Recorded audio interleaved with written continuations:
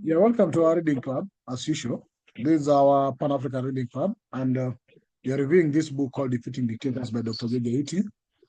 We started chapter 6 on Starting for Freedom, and the author wants to show us some of the revolution he called successful revolution. So as usual, we request any member to read for us, then we can share our thoughts after that. So any member who is ready can read for us the text under this subheading Successful Revolutions. Okay, I'll do it. Right, successful revolutions. These are the successful revolutions that toppled dictators. Number 1, professional bodies strike in Ghana, 1978. Second, professional bodies strike in Sudan, April 1985. 3, People's Power Revolution, EDSA 1 or Yellow Revolution in the Philippines, February 1986. Singing Revolution in Estonia, Latvia, and Lithuania, 1988 to 1990. Velvet Revolution in the Czech Republic, November 1989. Africa's Village Revolution, 1991 to 1994. Students' protests in Indonesia, May 1998. The Kume Preko Revolution in Ghana, 1995 to 2000. Rose Revolution in Georgia, November 2003. Orange Revolution in Ukraine, November 2004. Tulip Revolution in Kyrgyzstan, 2005. Black Revolution in Pakistan, March 2007 to August 2008. The Bouazizi or Jasmine Revolution in Tunisia, January 2011. And the last one is Egyptian Revolution, January to February 2011. 3 revolutions on this list require further elaboration.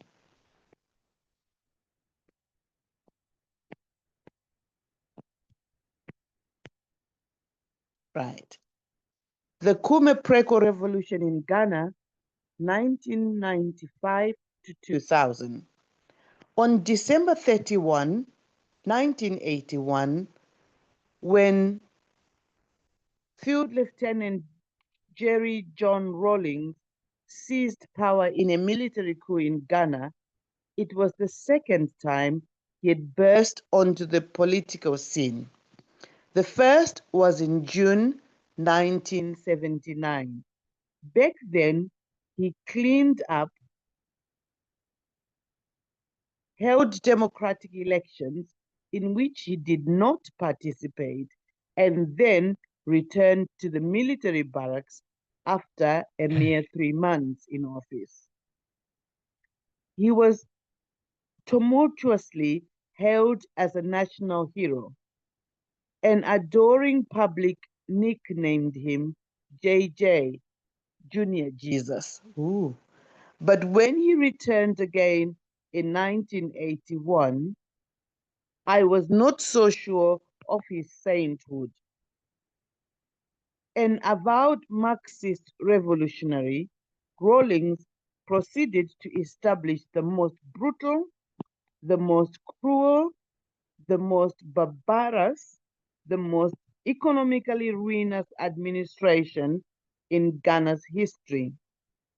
Even though my own sister, Sherry, was part of his government, I fought that military junta relentlessly, tooth and nail, on principle. Though Rawlings' Provisional National Defense Council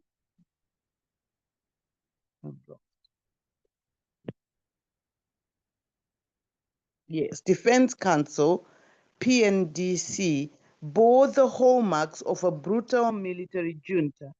It earned a unique distinction for the depths of depravity and barbarity into which it sank. Amnesty International estimated that between 1981 and 1992, over 200 Ghanaians disappeared. The regime was infamous for shit bombing, dumping human excreta in the offices of newspapers critical of Rawlings' politics. Ooh. Can we scroll up, please? Yes.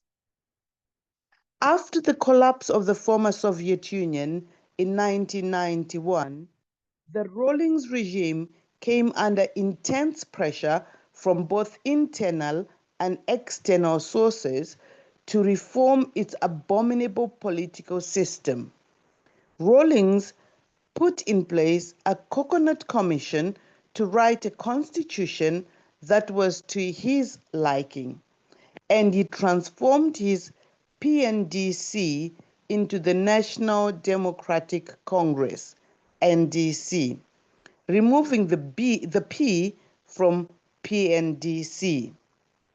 The Constitution limited the tenure of the president to 2 terms.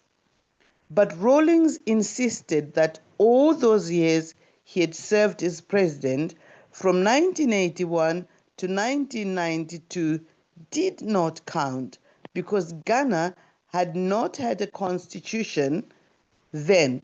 So he stood for election in 1992 and won. He vowed to remove that canker from the Ghanaian political, we vowed to remove that canker from the Ghanaian political scene. We drew inspiration from the revolutions in Eastern Europe and the winds of change that swept across Africa in the early 1990s, toppling despots in Benin, Cape Verde Islands, and Zambia, amongst others. The turning point came on December 4, 1994, when police raided the premises of Dr. Charles Werenko Brobe and took the broadcasting equipment of Radio I.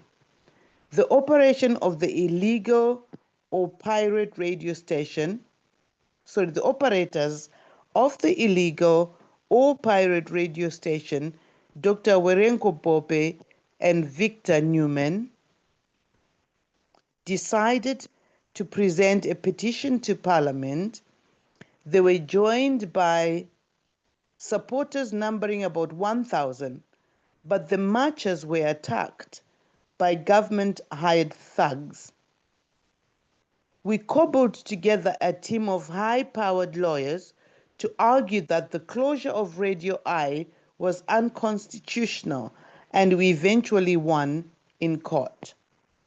The victory forced the government to issue many FM frequencies to other private stations, creating a new era of broadcast pluralism. It opened the airways and paved the way for a proliferation of FM radio stations, which helped toss the regime out of power in the 2000 elections. Note: the broadcasting format the new FM stations adopted was call-in shows, which allowed people to vent their anger and frustration. Security officials could not arrest the callers or the hosts of the programs. During this same period, we also waged a ferocious campaign for a free print media. Despite being shit-bombed, the newspapers, can you scroll up, please?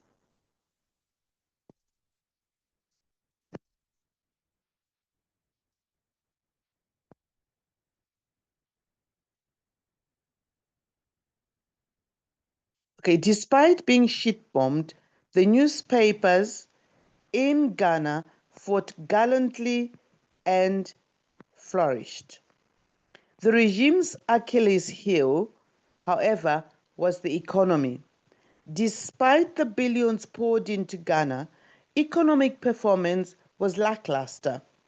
Government expenditures were spiraling out of control owing to the excess spending on security. Hungry for revenue, the regime began taxing anything that moved, imposing user fees on public latrines, hospital visits, and even clean water. No. The last straw was a value-added tax the regime was contemplating imposing in March 1995.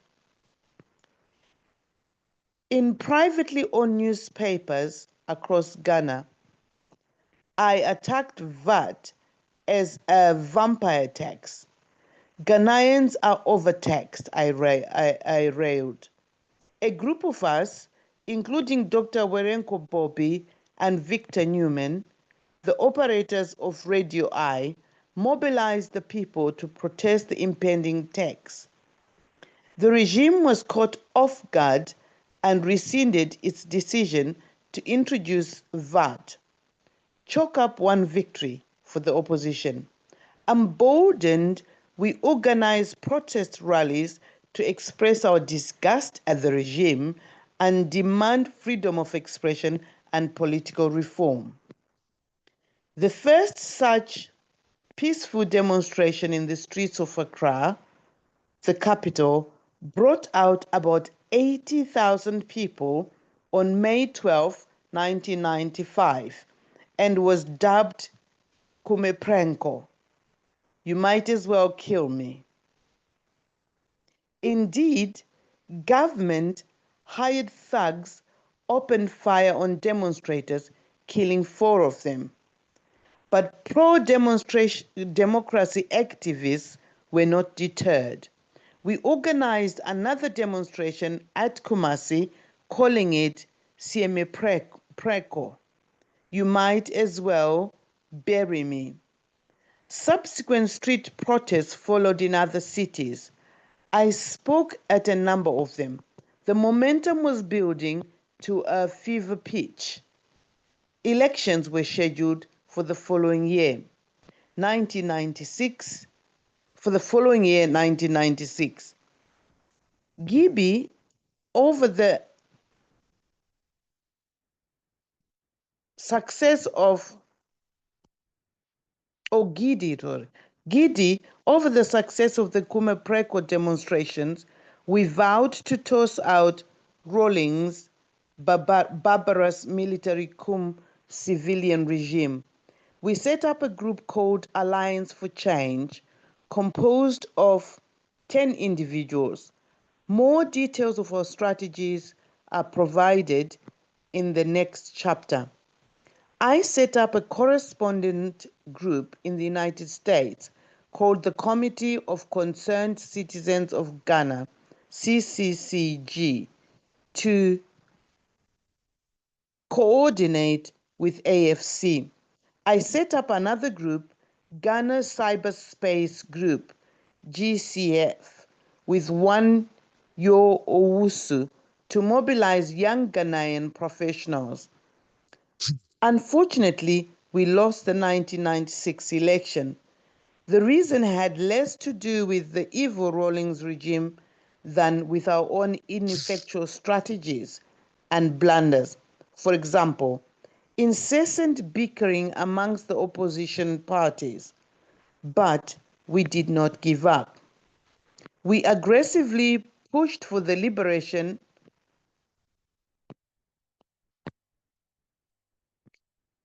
of the airways. The country had become extremely polarized.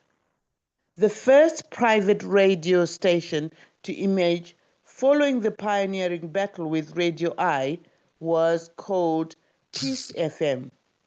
The name was ingeniously deceptive. Who could be against peace at a time of tension? The station played music most of the time, but also had a program to which citizens could call in on their cell phones and vent their grievances and frustrations. Needless to say, that program became extremely popular. Other FM stations, I'm lost. Sorry, I've lost the page. Oh, my. Right. Sorry, I've lost. Can someone take over, please? Sorry.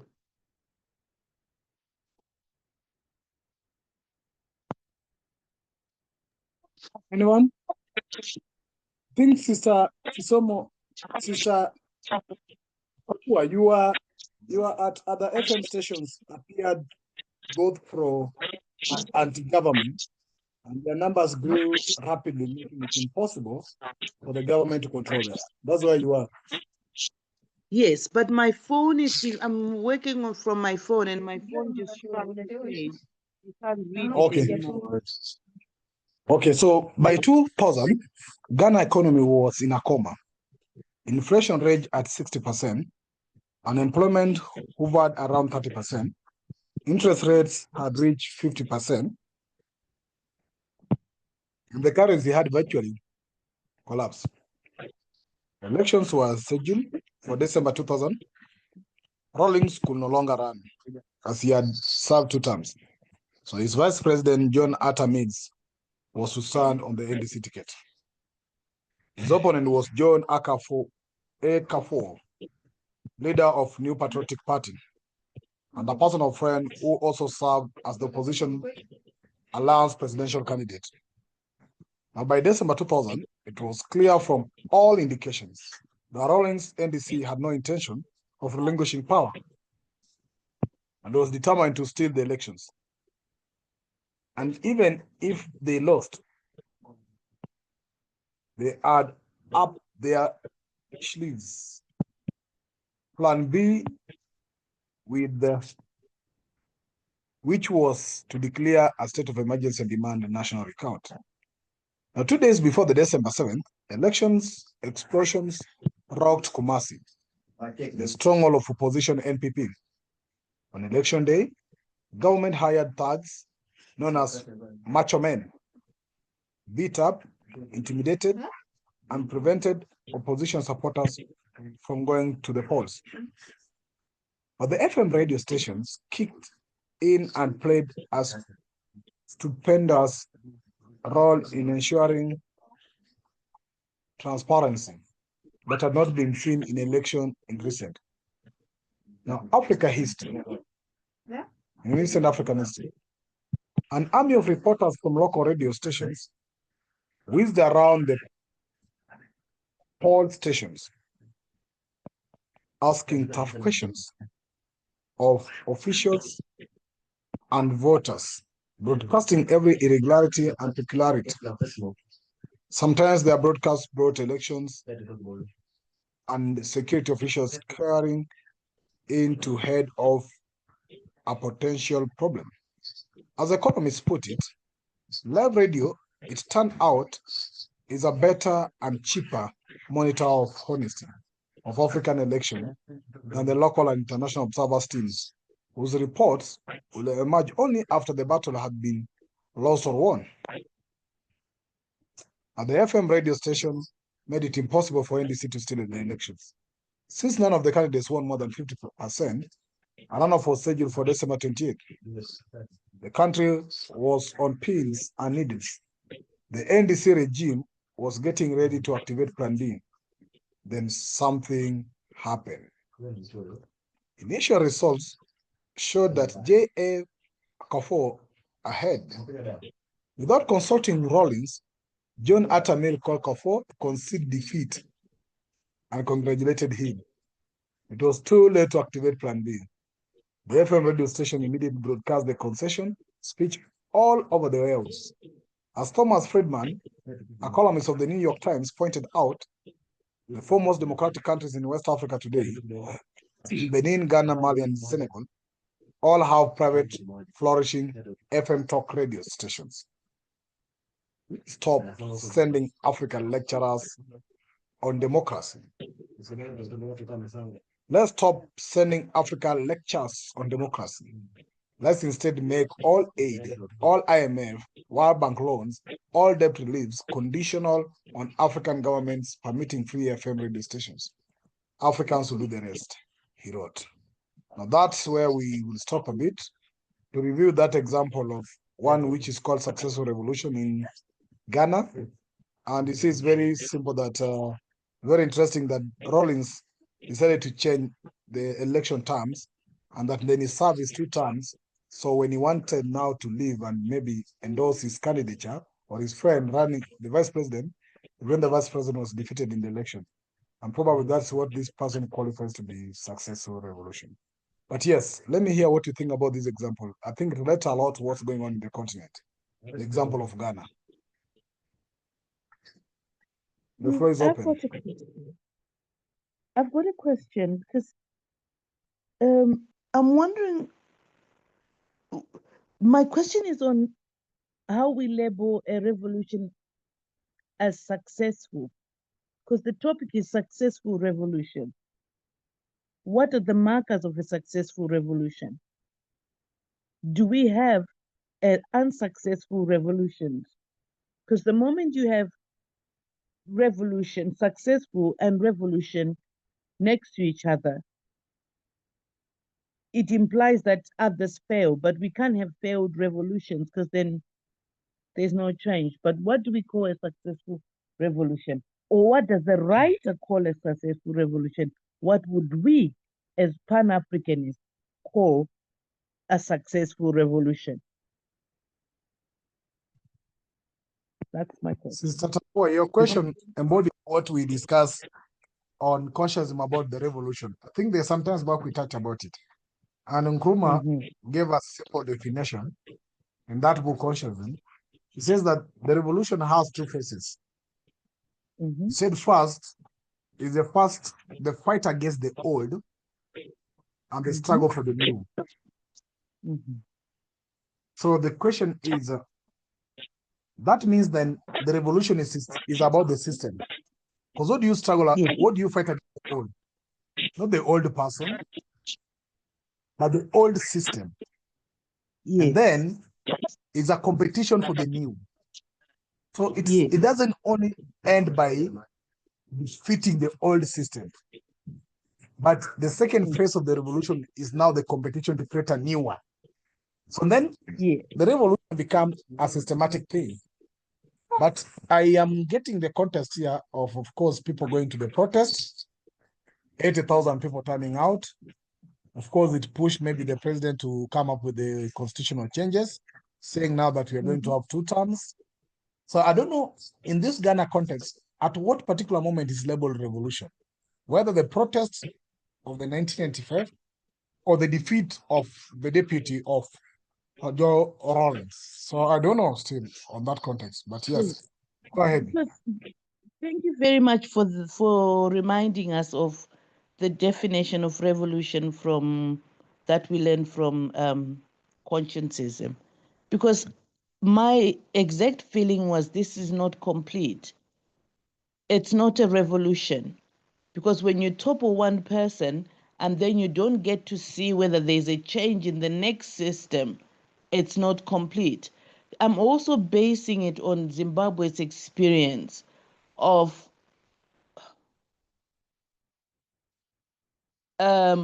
replacing Mugabe by someone else, and yet we don't see any change.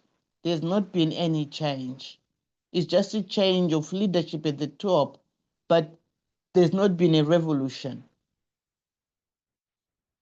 And then that also brings to mind the I don't know whether to say incomplete revolution, because after in neo-colonial Africa, is this post-revolution? Have we changed the system, or we're still struggling to change the system? Because as Pan-Africanists, we're trying to push further because we're not happy with where we are. And we are identifying the fact that we're still under the chains of colonialism, although this time is taking a different form. So, are we going to agree with this writer, or we're not going to agree with this writer in terms of their definition of successful revolutions? I'll stop there for now.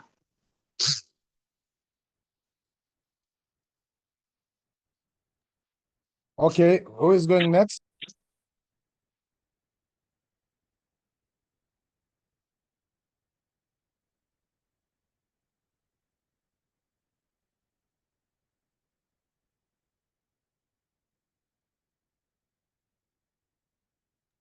Hello, anybody want to come in?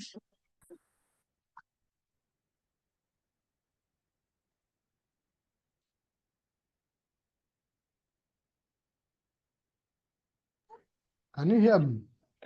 I'm not hearing anyone. Yes. I can hear you, my brother.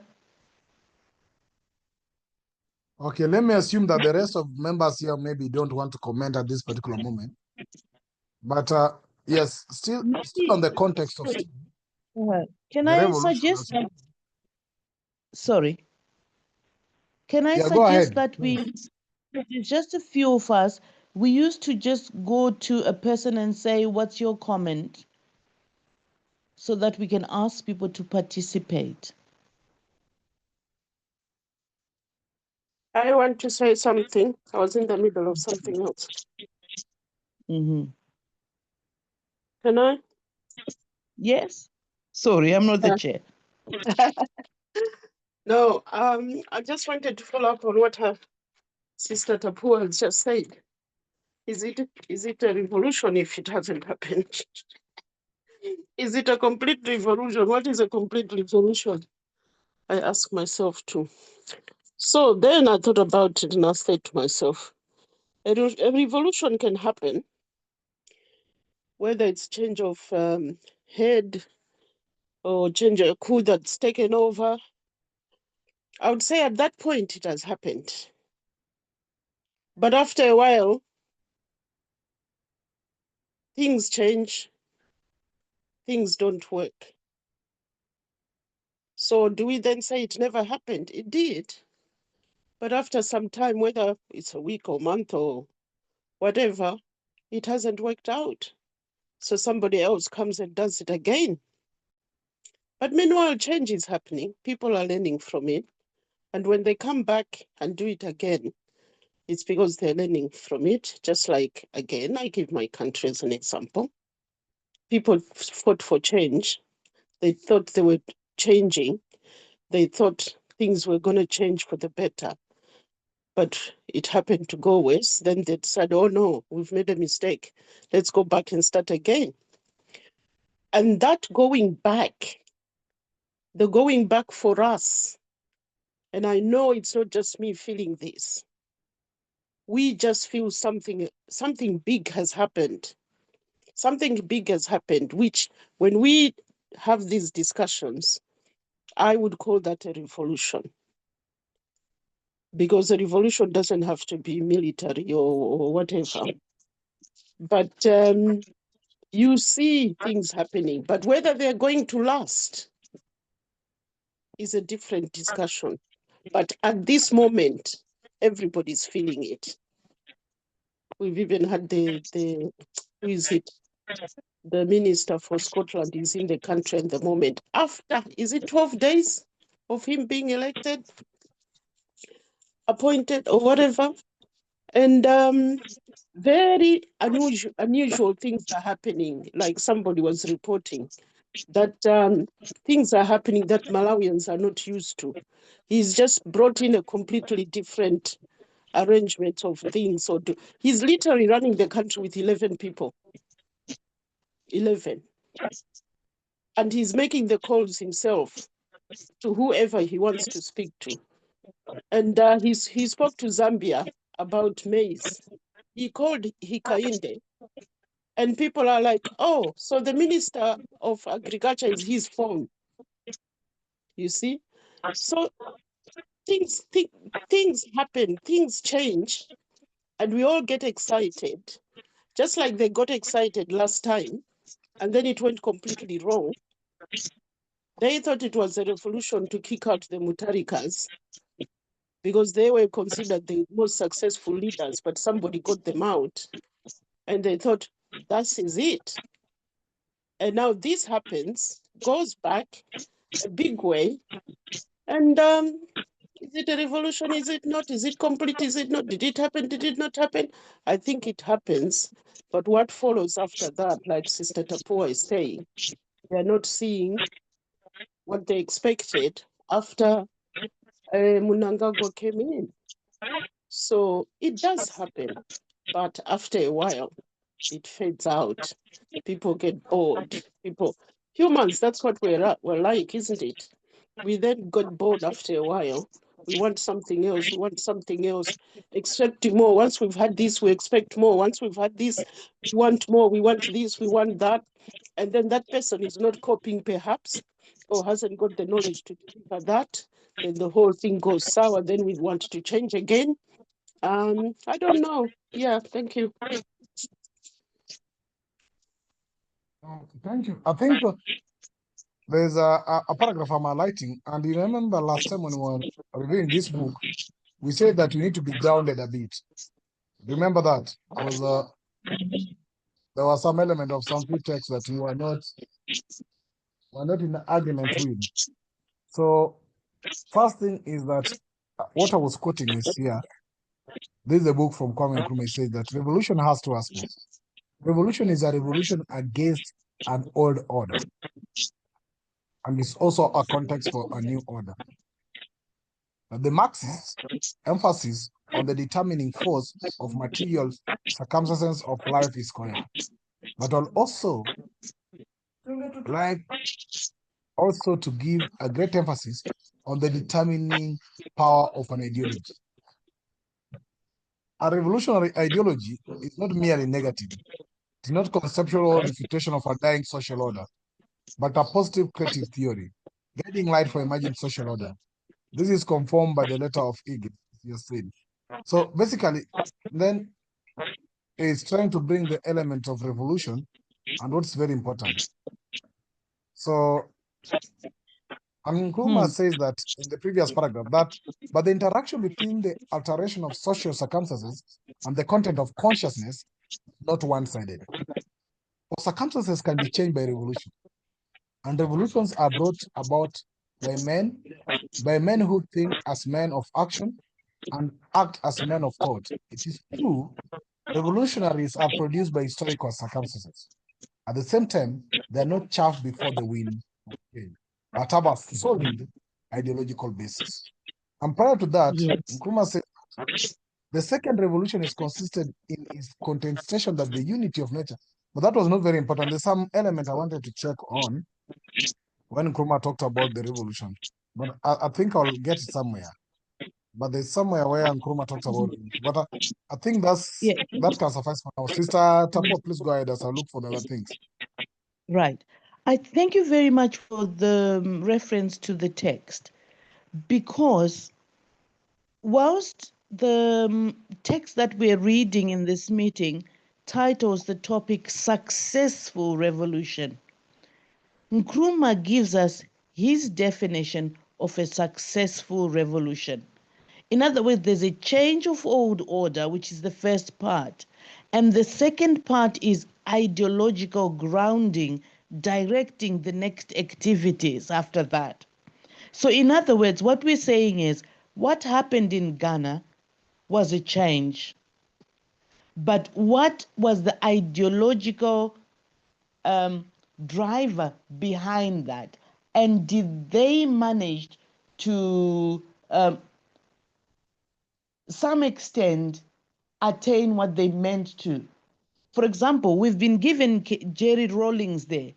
Jerry Rawlings, on his second coming, was coming into power driven by an ideological position.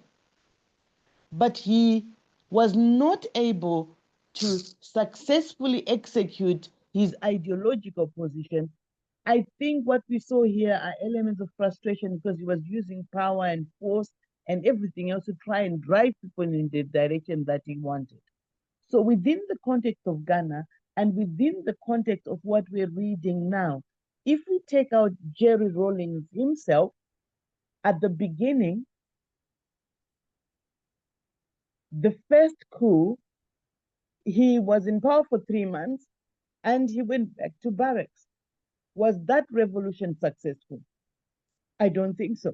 Because when he got into power, when he engineered the coup, he changed the status quo.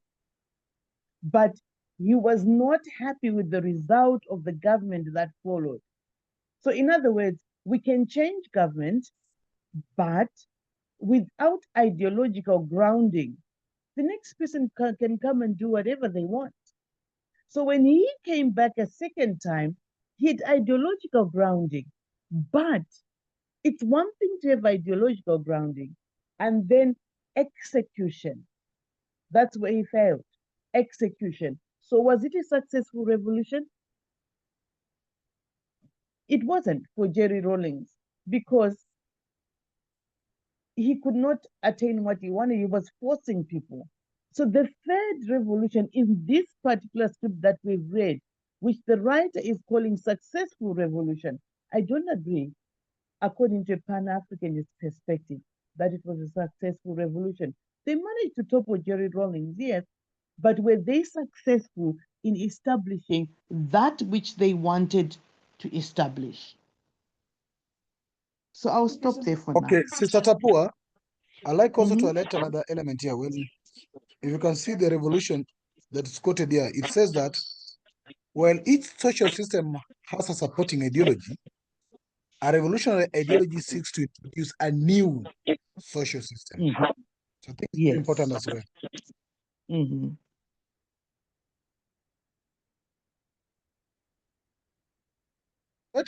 I think let us spend some few minutes trying to check on this revolution from, of course, Nkrumah's text.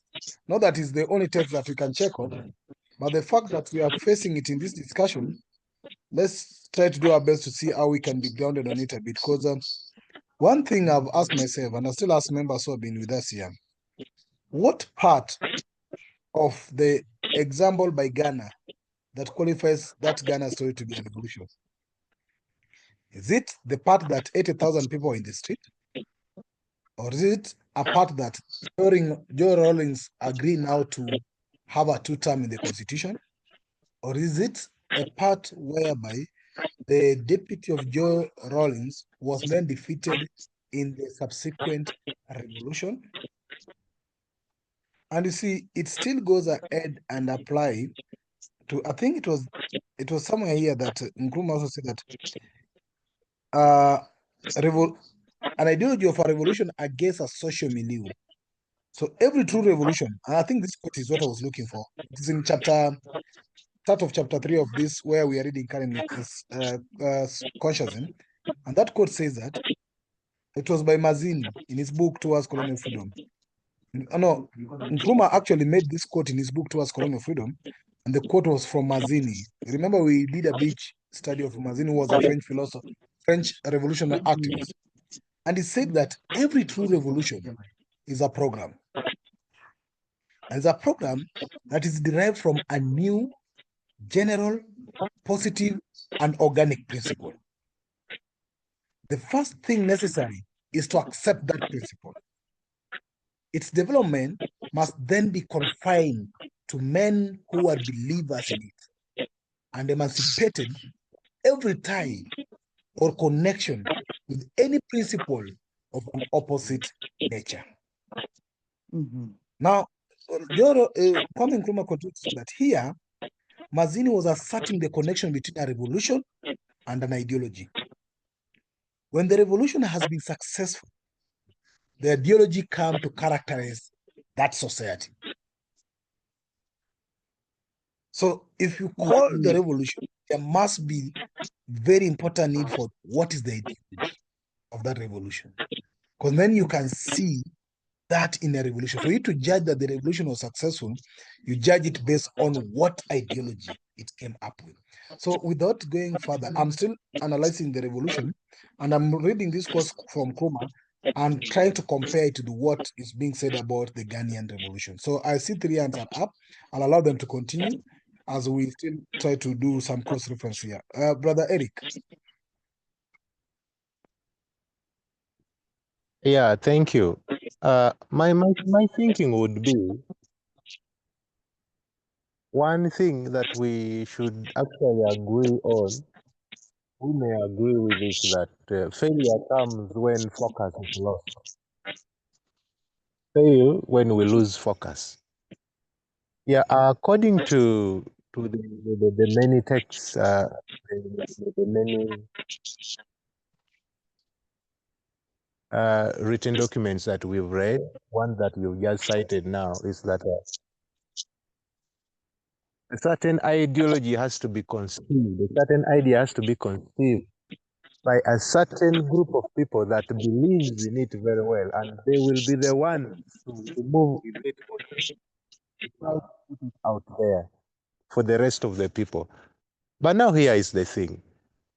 My thinking about this is that a revolution will happen, like we've been seeing across Africa, across the world. Successful or not, yes, it will be successful. But are we going to sustain it? Because still, I strongly believe that you need a strong figure behind a revolution. So much so that that kind of figure will now further these so-called people that will believe in the idea. You see, we will realize that most of the people are just around the strong leader. And so they can work very well when the strong leader is there. They can work around that leader so much. We can give an example like in Kenya. We just buried Raila Odinga.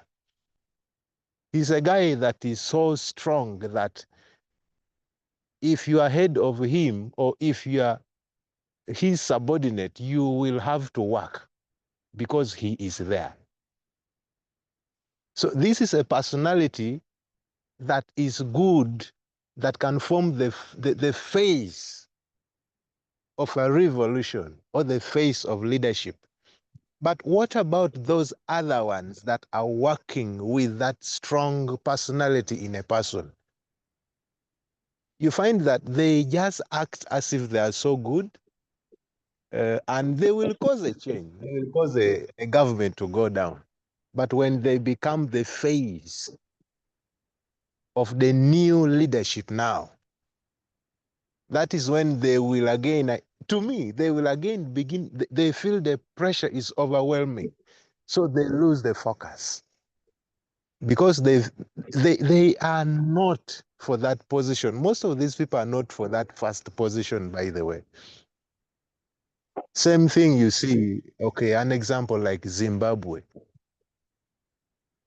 They caused the chaos, the infightings by they themselves.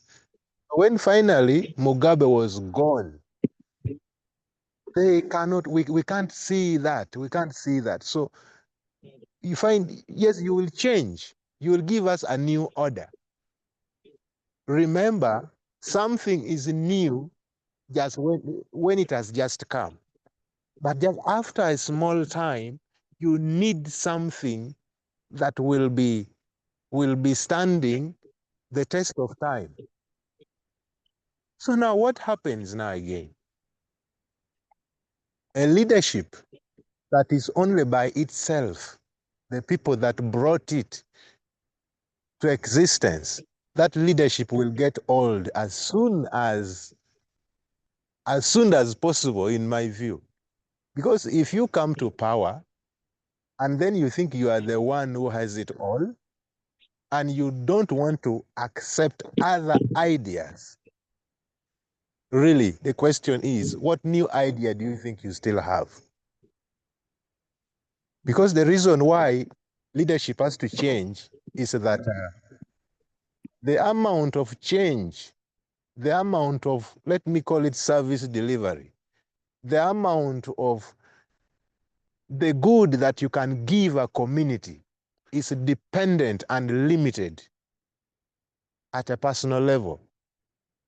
So you cannot claim to give a community that you lead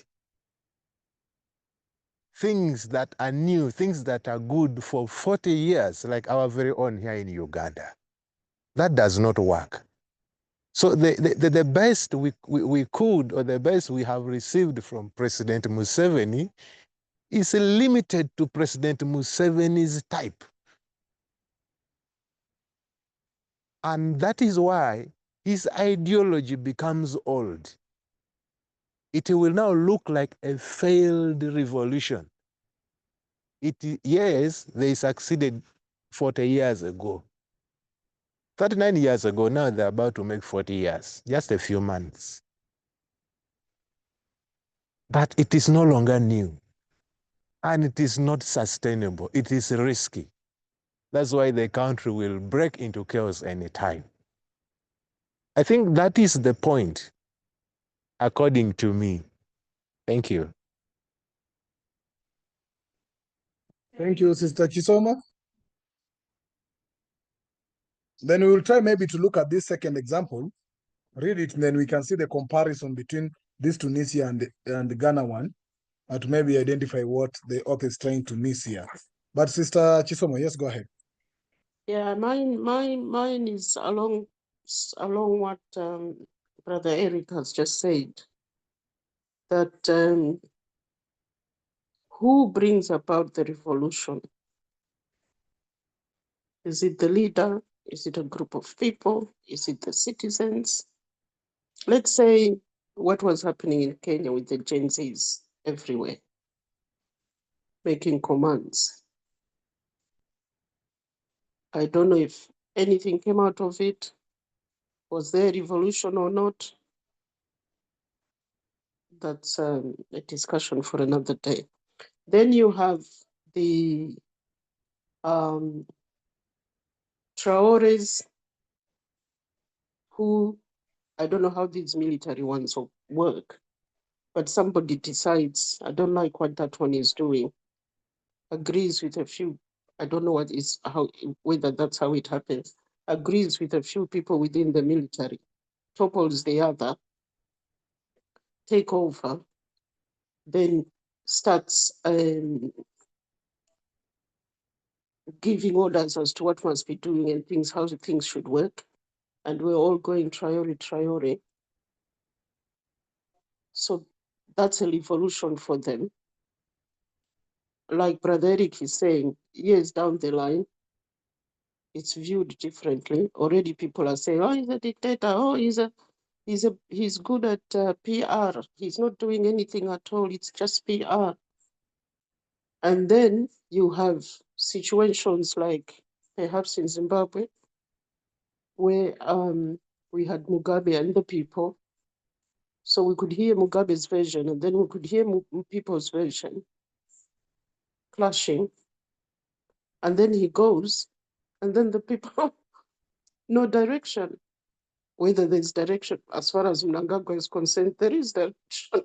He's got his ideologies and stuff, and like Brother Eric is saying, is it his ideology or whose ideology is it? And who is implementing it? Because he might have it, Traore might have it, whoever might have it, but who is going to implement it? Are they going to implement? Are they good at implementing? Will they be good at implementing? Do they even understand? Another example in my country, what has just happened now.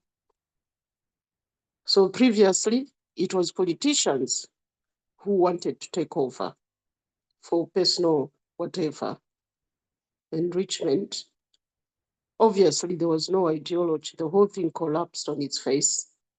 Then people, not the leader, not the politicians, but people, then turn around and say, we want this, we want that one, we want that one. And the people had no choice but to put that one forward. Not that that person wanted to. He had already retired and gone. We want him back. We want him, even if he comes on a stretcher, we want him back.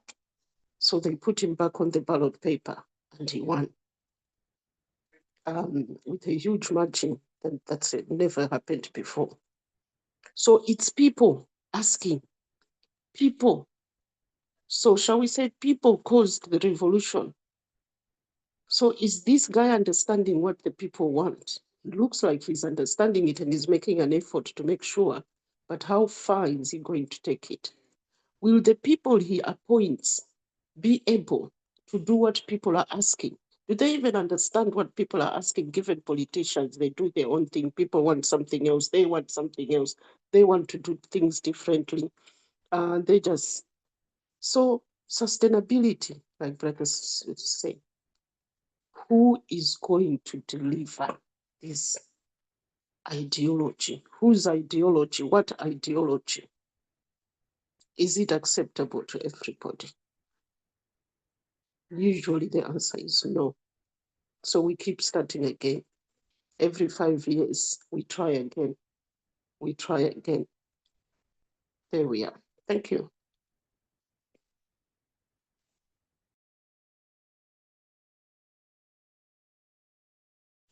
Okay, thank you. Sister Tapa, did you want to come in? Yes, please. Yes. I think what I'm learning from this is that revolutions do not have a destination. In other words, we change a system, and once the system has been changed, we then work towards implementing a new system, which also needs to change because everything is in motion and it's moving. It's not stagnant.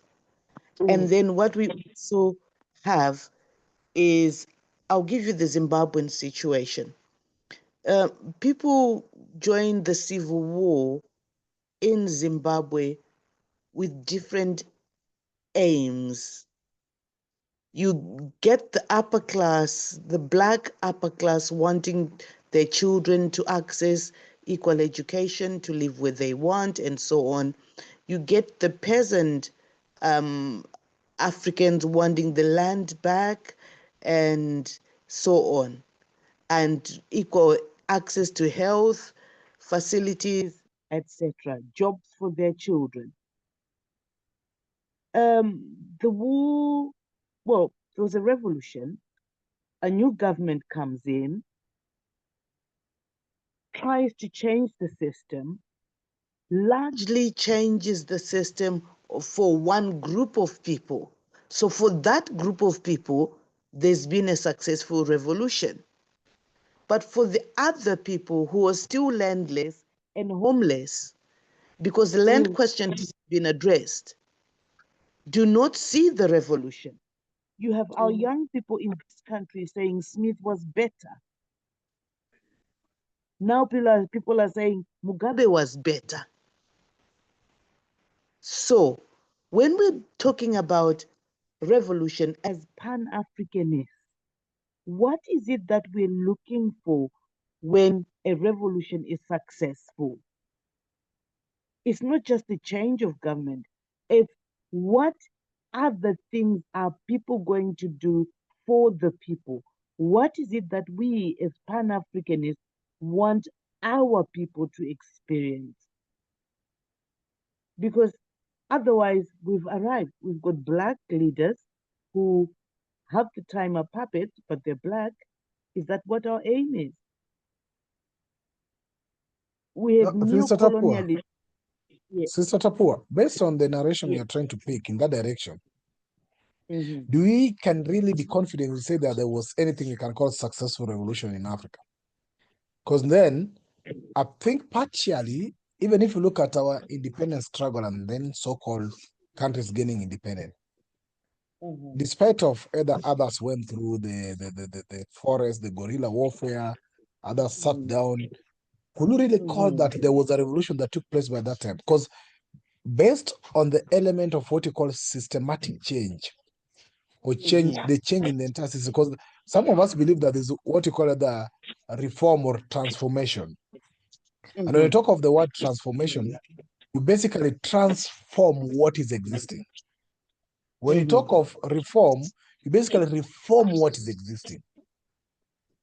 So you do some structural issues, maybe change the name of the ministries a bit, try to adjust, move this minister from here to there, change that person here to there. You see? But you are then within the same system. Then the question again is, what is this system we talk about? How does it look like? This is So go where, ahead. for example, this is where, for example, I've differed with a lot of other presenters here. I'm one of those participants, rather. I'm one of those people who keep saying, given independence. And I know people don't like this, but I've got my reasons for using that word. Because as Africans, the fact that we've got Black governments, does it mean there's revolution? When we actually know the economics is what drives everything. When we actually know that the colonialists preferred to move and put us in government, but still exploit us. So this time, the change has been from white rule to Black rule, but the result for the people is the same. So are we saying we've got a revolution because we've got Black people in government? In some cases, we're even suffering more than during the white system because of our cultural orientation, where because of Ubuntu, we think that our leaders should have felt a bit more for us than what the white men did, because we accept that the white people are, quotations, heartless. Right? So, Sister Tapua, wait a bit. I sat down with this last weekend with one of the women who fought for the independence in this country. She's actually a veteran Mau fighter. And she's almost in her 96, 98 there. Now, she asked me one thing, that you today are protesting and are in the street fighting, and this country today is in this bad shape, and imagine it is in the hand of a Black man. Now, what do you think? How did we felt and how did we suffer when it was in the hand of a white man? Leave alone even now that is in the Black man and you still suffer. Can you imagine now what you went through? And that then pegged to the question you're still going on with, actually, on the element of, did we change the faces? And some people have come with the term that it's called what? A white skin in a black mask, or black skin in a white mask, something like that. So I think you are, I think you are still moving in the same direction. But again, sister, what I want to get from you, Sister Tapua, is that when we talk about revolution, about the system change, then what do we really have from our own definition?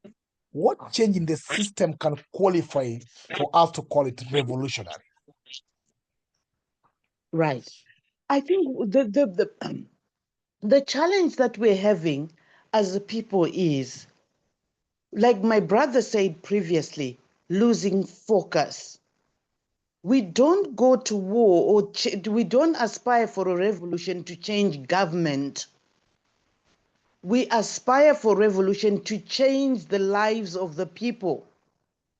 As far as I'm concerned, we can have whatever government we want, as long as on the ground we don't see the poorest of Africans living a better life, then we've not arrived. We're trying to be Pan-Africanists so that we can fight together to better the lives of the ordinary person in the street, the very ordinary person in the street. Because if you're looking at the capitalist system will favor one group over the other.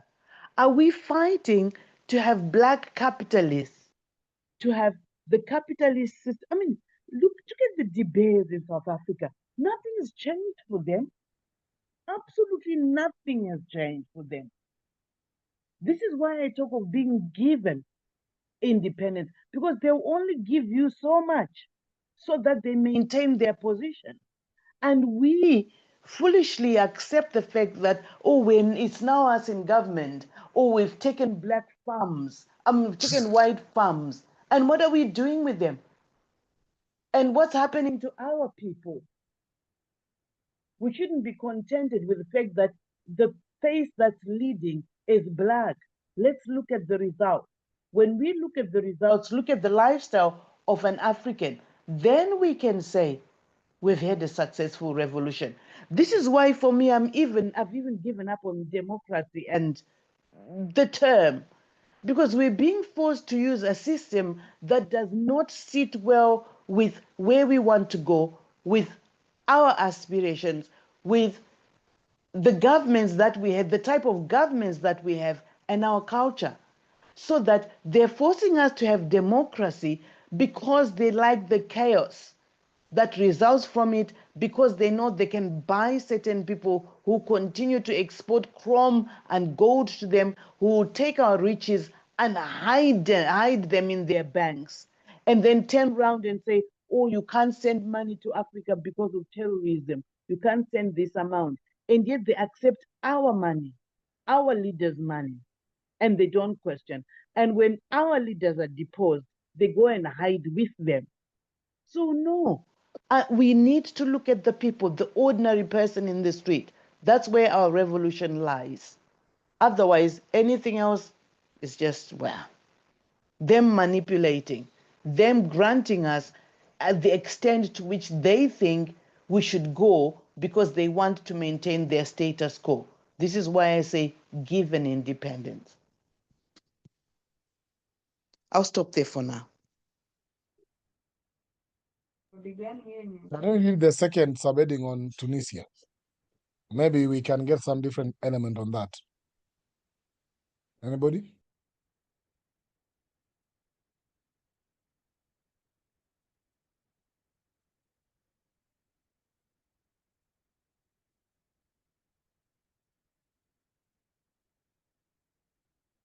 Just a little comment. Okay, go ahead. Up on Sister Tapua's. My observation has always been people are fighting for power, not to liberate the people or to make people's lives better. So that's the main focus. I want to be the president. I want to be. All our person has got to go in. Our person has not to go in. So we can also chop. So usually that's what's been happening. As a result, the people don't get any share of this power or any of this enjoyment, any of this enrichment.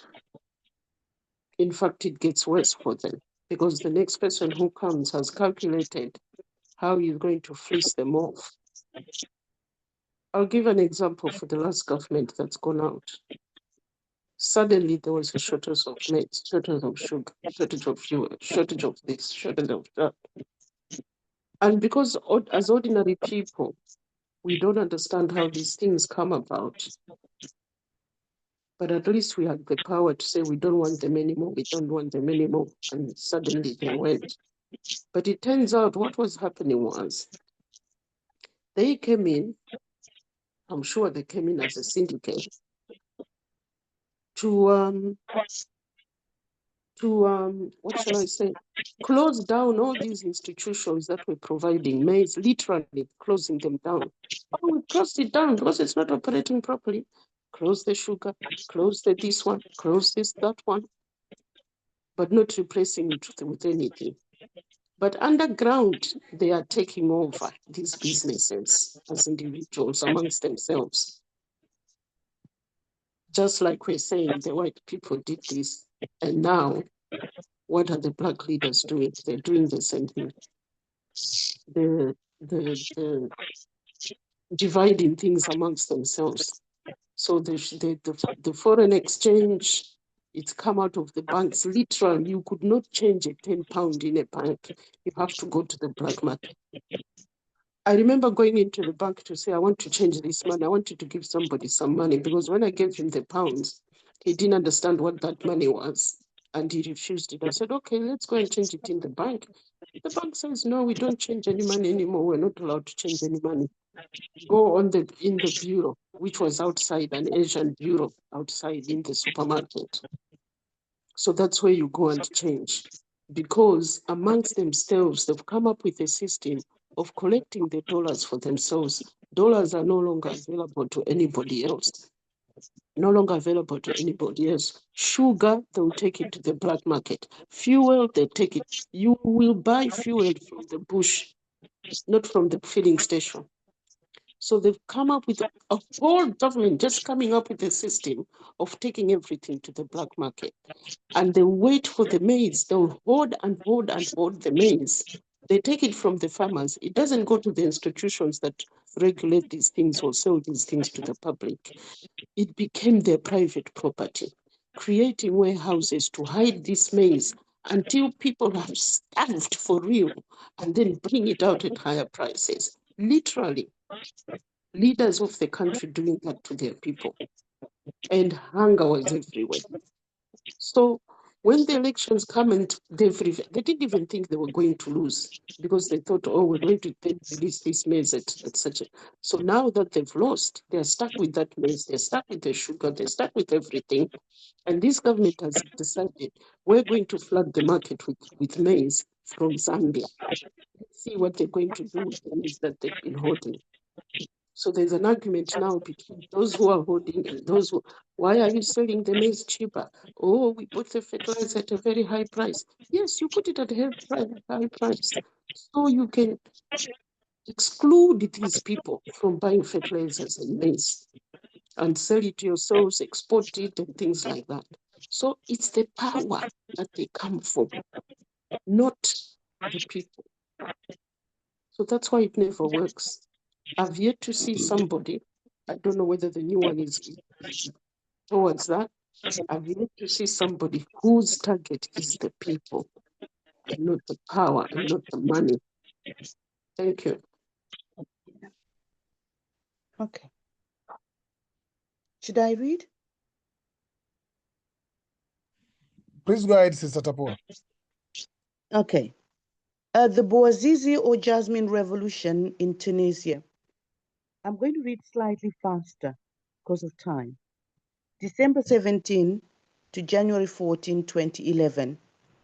Tunisia had been ruled by President Zine al-Abidine Ben Ali since 1987. He won all 5 elections he contested. Though the constitution originally limited the presidency to 2 terms, he twice amended it in order to stay in office.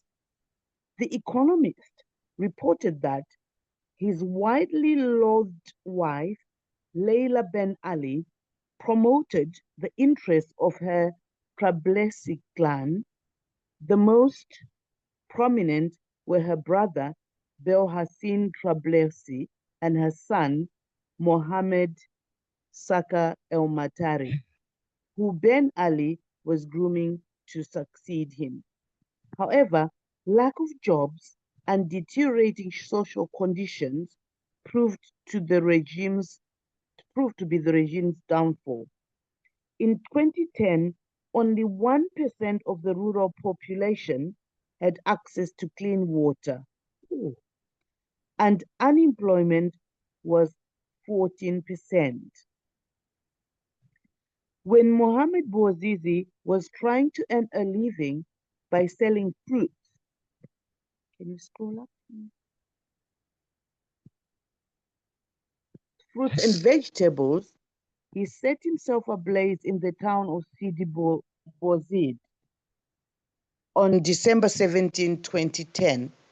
After his goods were confiscated by the police, there were outbursts of rage and demonstrations spread across Tunisia. The protests reached the capital of Tunis on December 27, with about 1,000 citizens expressing solidarity with the residents of Sidi Bouzid and calling for jobs. That rally, which was called by the independent trade union activists, was stopped by security forces, but the protest spread nonetheless. The following day, the Tunisian Federation of Labor Unions held another rally in Gafsa that was also blocked by security forces. At the same time, other groups started to join the protests. About 300 lawyers held a rally near the government's palace in Tunis. The police broke up a protest in Monastir peacefully, but used force to quell other demonstrations in Spika and Cheba. However, the momentum endured, with more protests on December 31 and further demonstrations. The tempo increased with public gatherings by lawyers in Tunisia and other cities rallied by the Tunisian National Lawyers Order. Mukhtar Trifi, president of the Tunisian Human Rights League, asserted that the lawyers across Tunisia had been savagely beaten. The original protests were over jobs, economic malaise, and social despair. However, protesters soon started adding new demands. Can we scroll up?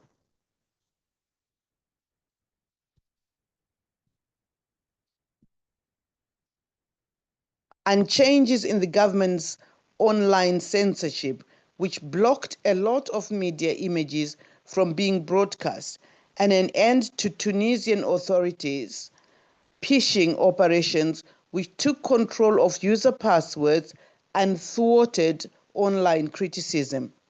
Several online activists claimed that their emails had been hacked. I'm lost. Right, and Facebook accounts had been hacked. More than anything else, though, it was the brutal police crackdown resulting in dozens of deaths that outraged and electrified more people to join the protests. Demonstrators began fighting the police in pitched battles, even torching a police station. Finally, Ben Ali was forced to withdraw the police. Can you scroll up, please?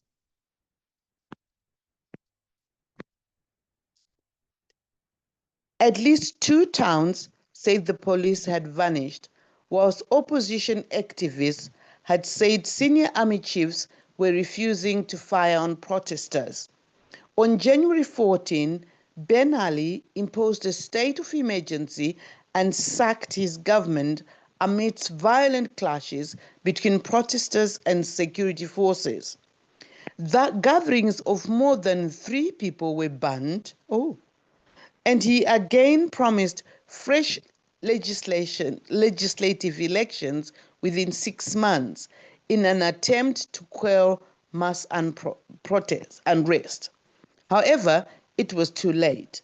That night, the army seized control of Tunisia's main airport and closed the country's airspace. Though members of his extended family were reportedly arrested, Ben Ali managed to flee the country. It was reported that he first headed to, can we scroll up? To France after being denied entry, changed course to Jeddah, Saudi Arabia. Prime Minister Mohamed Ghannouchi took over briefly as acting president. Ben Ali's official resignation was announced on January 5 on Tunisian state TV, and Ghannouchi handed over power to the parliamentary speaker, Ford Mebaza. The Bouzous revolution, which claimed over 70 lives, had an electrifying effect all over Africa and the Arab world. It inspired street protests against aging autocrats in Algeria, Egypt, Jordan, Sudan, Syria, and Yemen. When it is all over, Arabs should build a giant statue to Mohammed Bouazizi. For far too long, Arab despots have used Islam to suppress their people. Bouazizi's action freed them from Arab despotism. Thank you, Sister Tapo. I must confess that I have not been fully following the text, but I think there are very interesting elements that are coming up here. Let's hear what you think. Absolutely.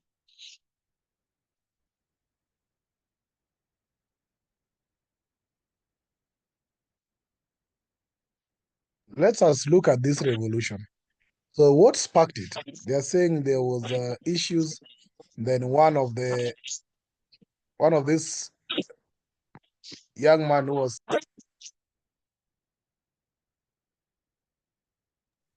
there's one of the person who set himself ablaze. Then the protest started, and everything else continued that order. So let's analyze it as well. What do you think about it? This Tunisia scenario. I think it fits in with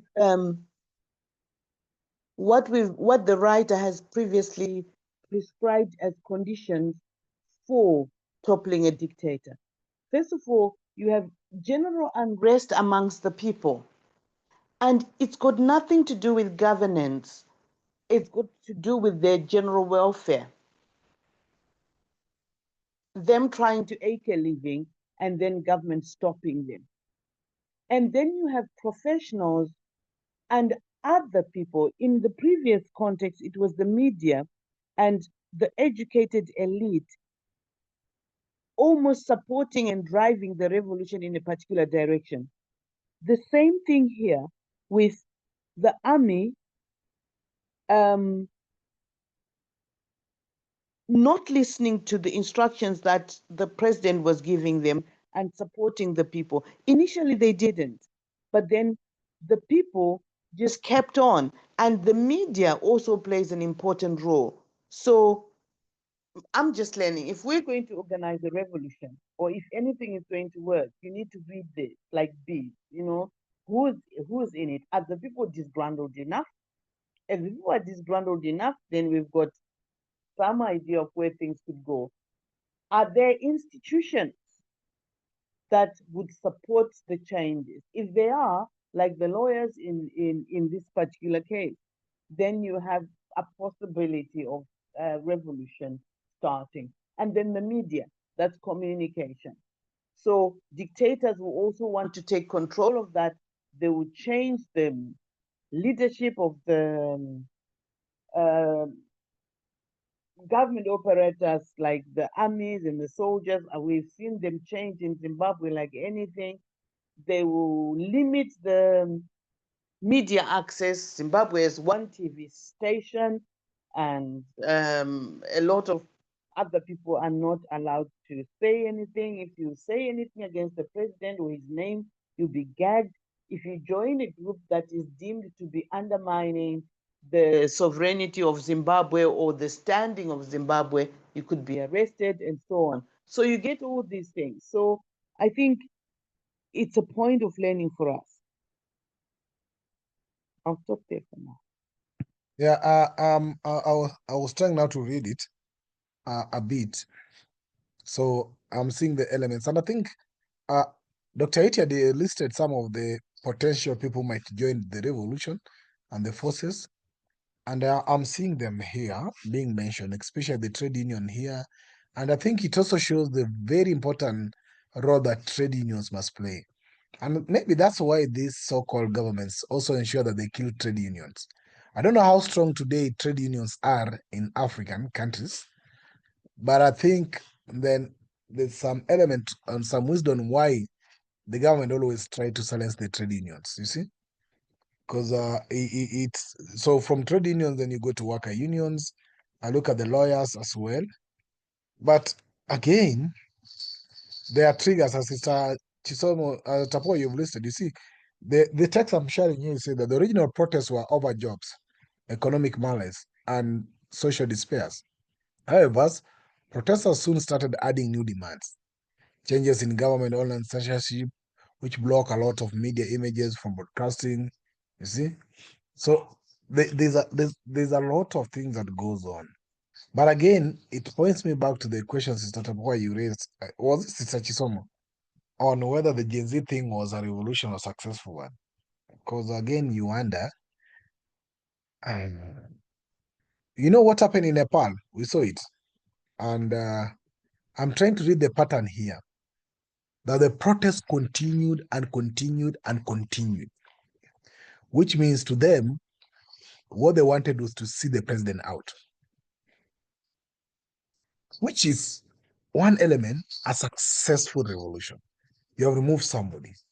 And I think this is where I go back to what Nkrumah says in his text.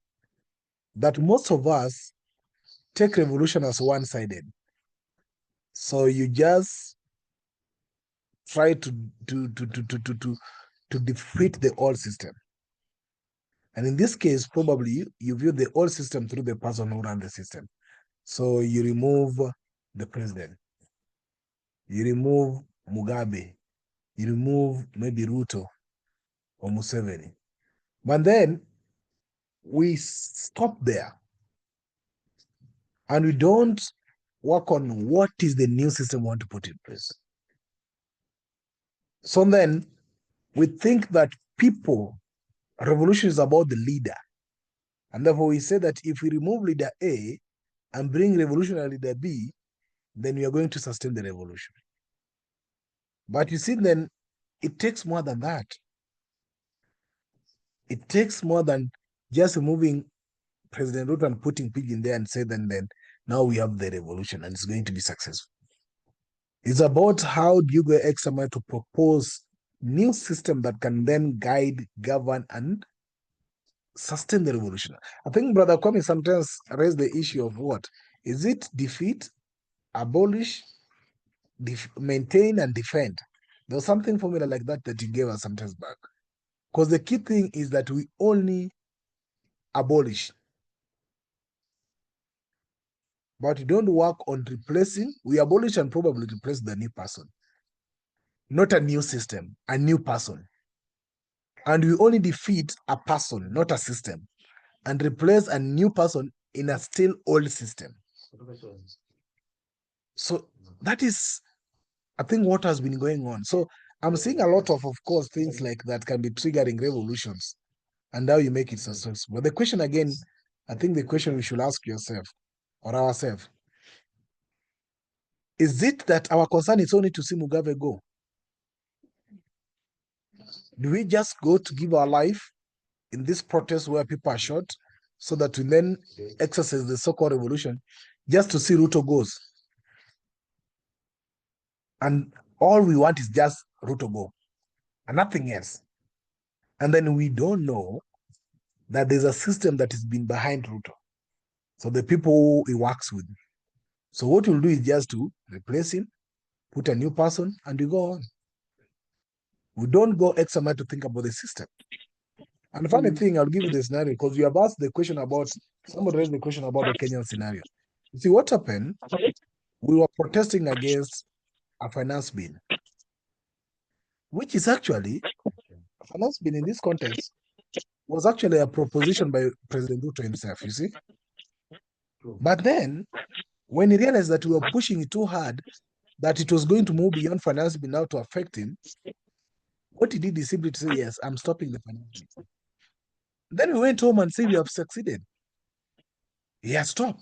Not knowing that, he actually found another way to bring the same finance bill, or still, by even defeating the finance bill, our life never changed. We are still crying up to date. So we forgot about the person and left him there and said that, okay, we are not going to allow you to pass finance bill. And because he was not able to pass, we thought that now things were going to be fine. Just the day he announced Raila Odinga was dead. That early morning at 7 a.m., he woke up to sign 6 bills. 6 bills. And those 6 bills are actually part of the issues we were protesting 2 years ago, including the cybercrime bill and other bills. So then, why do we go give our life just to stop a finance bill and not even tackle the person behind it and not even tackle the system behind it? And then we will say that it's successful. And that's why you people have been questioning this, and I also question, at what degree does it call successful revolution? I'll stop there. Anybody? Brother Sawindo, you haven't spoken, you're here. Sister Chisomo, Brother Eric, Jara Nunaki, and yes, Sister Tapo is also here. So, Sister Chisomo, Sister Tapo, I'll still come back to you. Yeah, Sister shall I? Chisomo, do you Okay. No, you raised this point about changing these people in an existing system, which goes back to what I said, who implements, who delivers, and what are these people delivering? His ideology or their own ideology? The people, or is it the people's idea? Well, the people are left to fend for themselves. So it doesn't work because it's all about power and control. And until the system itself is sorted out, not much is going to come out of it. Not much is going to come up. We remember Magufuli when he came in. I think he revamped the system and brought in people he thought he could work with, and it seemed to work. But obviously, other people had other ideas, and he was gone. So, how they gonna sort out? Our one is promising to sort out the existing system, but people have this belief that government employees, you can't terminate a government employee's contract. It's perpetual. Some people will say, oh, I have no boss, meaning there is no boss. I'm a government employee, nobody can do anything to me. So he sacked a few people from a few institutions. So what he's done, remember the Botswana leader said, Traore, what he does is he wakes up in the morning, this is what I'm going to say, this is what I'm going to make them do, and they do it. The rest of us, when we say something must be done, nobody listens to us. They'll walk away. They'll just look at you. They'll sit on it until comes elections. You're booted out because nothing ever happened. So he said, me too, I'm going to do what Traore does. I'll tell you what you must do, and you must do it. And then I've noticed our one, like I said, he's only got 11 people. He's working with 11 people only. And he's doing the Trump thing, executive orders. So he's just going signing one by one. This must be done, this must be done, this must be done. So people are following what Trump basically is doing, thinking this democracy thing, negotiating forever and ever and ever and ever, not getting anywhere. Just give orders, get people to do, and those find people who can deliver these things. So, yeah, it's a difficult situation. People, the existing system is so, I don't know, for example, in my country, I don't know if they're ever going to break it. I don't know how they're going to do it, but it's so entrenched that these people control the whole. So we think we've got a president, but he's not the one running the country. It's these ones here, the ones in the system. Thank you. Sister Tapua? Yes. I think I take a rather extreme position because Africa's problem has to do with the consequences of colonialism and neocolonialism. What we're trying to do is solve our problems as people who've been subjugated by the system provided for us by colonialists. I mean, how's that going to work? Right now, we have our economic systems manipulated so that we feed the West, so that we provide them with resources.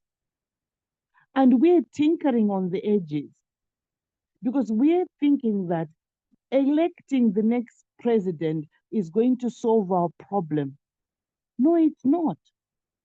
Using the government structure, the parliamentary structure, the structures imposed on us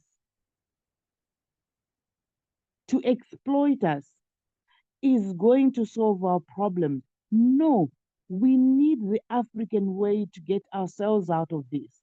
We need to be thinking of ourselves first, of using systems that we understand. Because as long as I've got to the point of saying, as long as somebody talks about the political party system and democracy, then that's it. We're done for. Because what is it delivered? What is it delivered amongst the Americans or the British? It props up the people up there. And the ordinary working person suffers, holding two jobs if they have any jobs at all, being homeless on the street. We want a system which reflects back what the white people saw when they came. We did not have homelessness. We did not have joblessness. And I think we can get there. I think as long as we're trying to use their system to solve our problem, we're just continuing to support them and their system. So for me, it's not just replacing one person by another. It's not just maintaining, trying to change within the cocoon of their creation. We've got to get out. Totally. Change it. No democracy as they see it. Our systems were democratic enough. Ubuntu is more democratic than their democracy. I'll end here. Thank you. Sawindok, you've been here. Baderic or Jaranunaki, you're having 6 minutes to go. So kind of share what you think. We've read the two scenarios, both in Tunisia and in Ghana, as example qualified to be successful revolution. What do you think?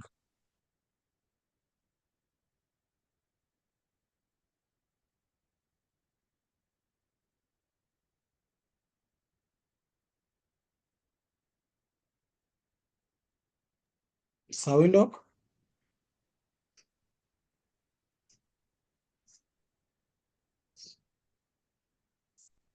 Jaranunaki?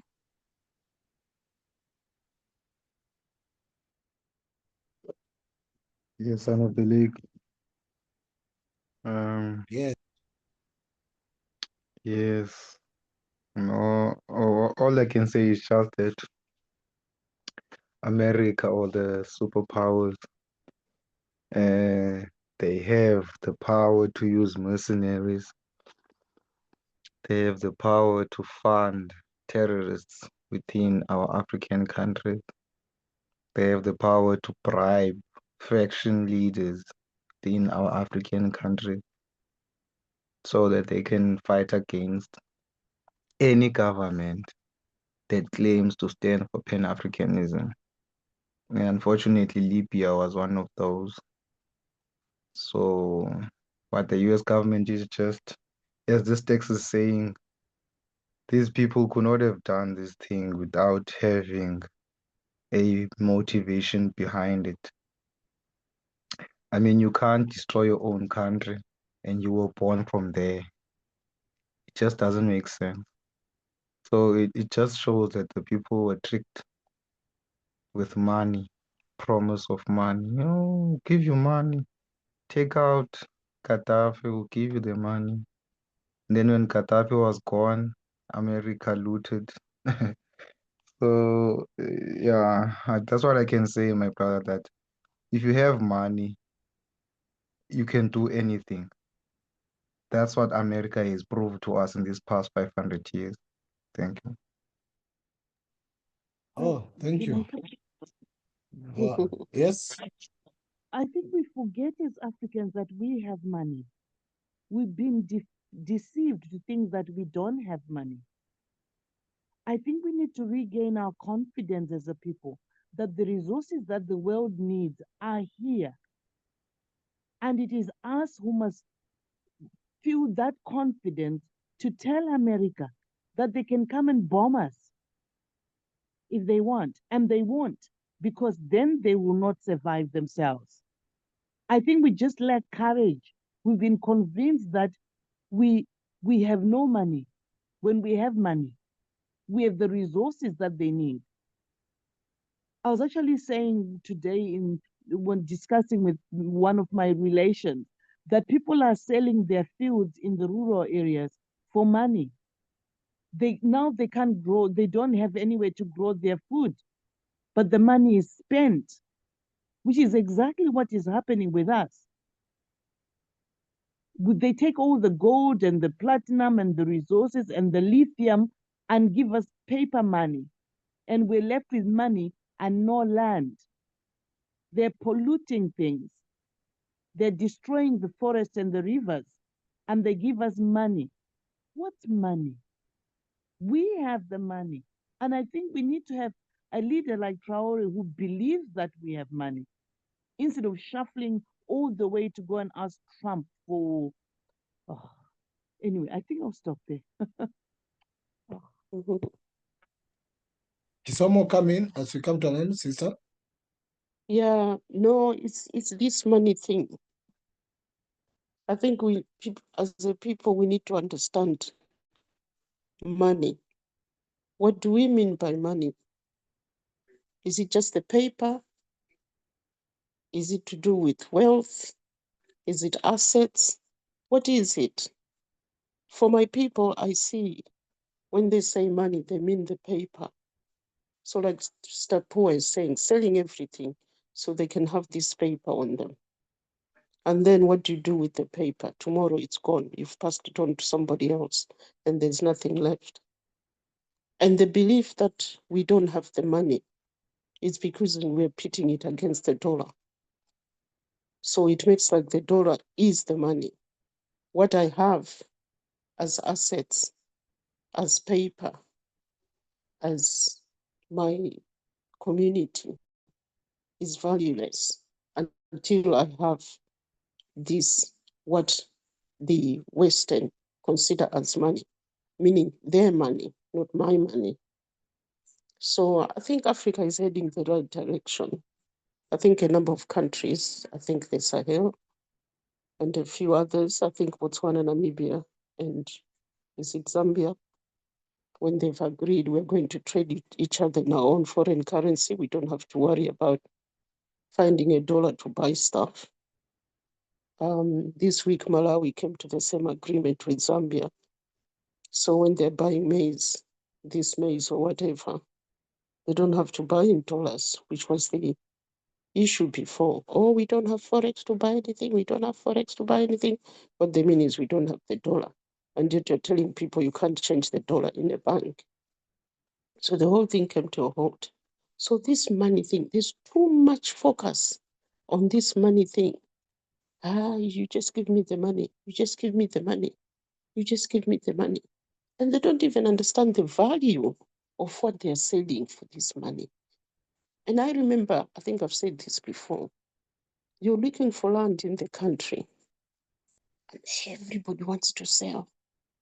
So you say to them, what are you going? Because you're literally feeling sorry for them and you're saying to yourself. So I asked them and I said, so what are you going to do with the money?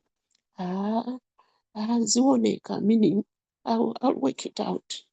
Mm-hmm. And then I heard somebody saying, oh, people are selling land so they can buy Kabaza. Kabaza is all these motorcycles. People are running business for picking up people on the streets. Selling your land to buy a motorbike instead of producing on your land something to go and sell and buy the motorbike. You're selling your whole wealth, your whole assets, your whole property to go and buy a motorbike. And if it breaks down, and if the market is flooded with the motorbikes, what then? So that's the thing. Yeah, I just notice people, it's money, money, money. That's why my politicians were just dishing out money to get the votes, dishing out money. But the Malawian was now questioning, because other leaders were saying that money is of no use to anybody. The money you got today from a politician, can it pay your fees? Can it buy your house? Can it do this for you? Can it do that for you? No. You go home, work on your land, work on yourself. Don't rely on what the politicians are giving you. It's nothing. So anyway, this money thing, I think it's gone into people's head. That's why the Western people will come with their money, do whatever they want, because they know the African wants the money, but not sure what they're going to do with that money. Thank you.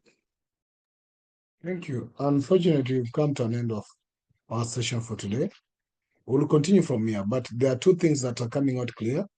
The Ghana scenario was not very clear at the element of revolution, whether it was the 1995 protest, whether it was the two-term thing, or whether it was the change of a deputy. The Tunisia one is a bit also interesting. It gives the element of the causes of that revolution and the mobilization strategy that then made it effective. So at least there are a few things in line with that, but still we also insist on actually what is a revolution, not make it successful. So thank you for your engagement today. For those who are not able to speak, let's meet again next week when we continue the reading. Bye for now, and yes, have a lovely week ahead. Bye-bye. Thank you very much, Good everybody. night.